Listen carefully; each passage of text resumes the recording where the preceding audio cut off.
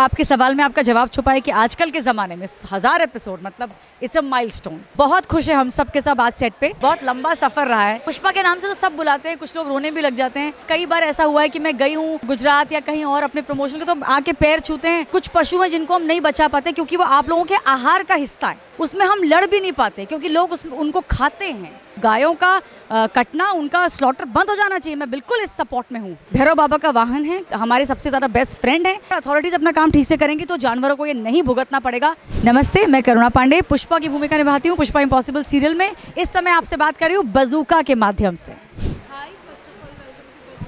Hello.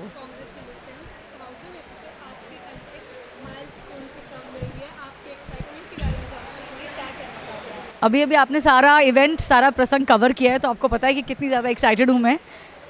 Super happy. जैसा आपने बोला, आपके सवाल में आपका जवाब छुपा है कि आजकल के ज़माने में 1000 एपिसोड मतलब it's a milestone. Believe me.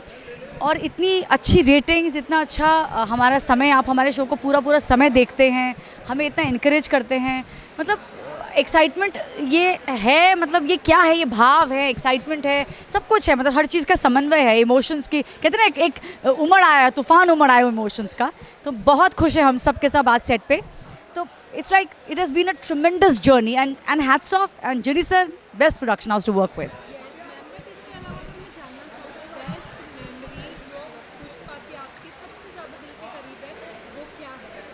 अभी क्या है ना, आपने बहुत वैसा सवाल पूछ लिया जो बहुत ही मुश्किल है मेरे लिए, क्योंकि बहुत लंबी जर्नी है, बहुत लंबा सफ़र रहा है।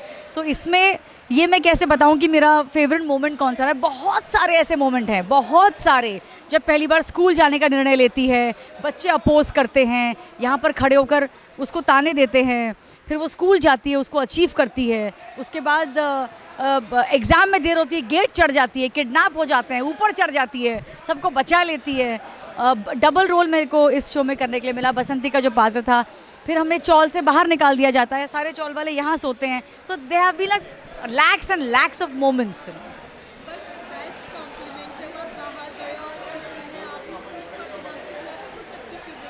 पुष्पा के नाम से तो सब बुलाते हैं, कुछ लोग रोने भी लग जाते हैं। लेकिन कॉम्प्लीमेंट शब्दों में नहीं, मैं कहूँगी कि बड़े बड़े जो एज में भी बड़े लोग होते हैं। कई बार ऐसा हुआ है कि मैं गई हूँ गुजरात या कहीं और अपने प्रमोशन के, तो आके पैर छूते हैं। तो मतलब मेरे को ऐसा लगता है, बहुत अजीब सा हो जाता है। ऑफ कोर्स मैं बिल्कुल नहीं चाहती कि वो ऐसा करें, लेकिन जब वो ऐसा करते हैं तब मुझे समझ में आता है कि हमने क्या पाया है। बड़े बड़े लोग, बड़ी बड़ी उम्र के लोग, बड़े बड़े लड़के आके अपनी चप्पल निकालते हैं, फिर अपना। तो मतलब ये जो आपके मुँह से निकलती है, जो राइटर्स लिखते हैं, जो हमारी पूरी टीम है, मतलब इट्स अमेजिंग। सो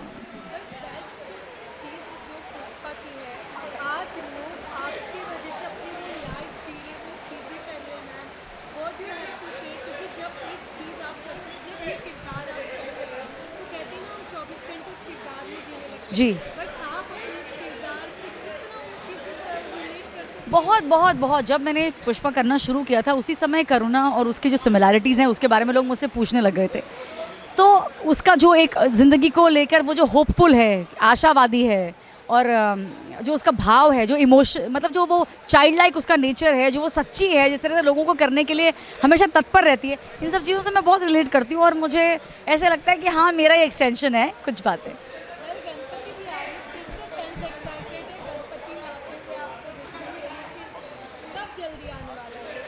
बस अभी कुछ ही एपिसोड्स बाद आप देखेंगे, गणपति भी आएंगे, जैसे हर साल आते हैं, इस साल भी आएंगे, बप्पा आएंगे और अपने साथ बहुत सारी खुशियाँ लाएंगे।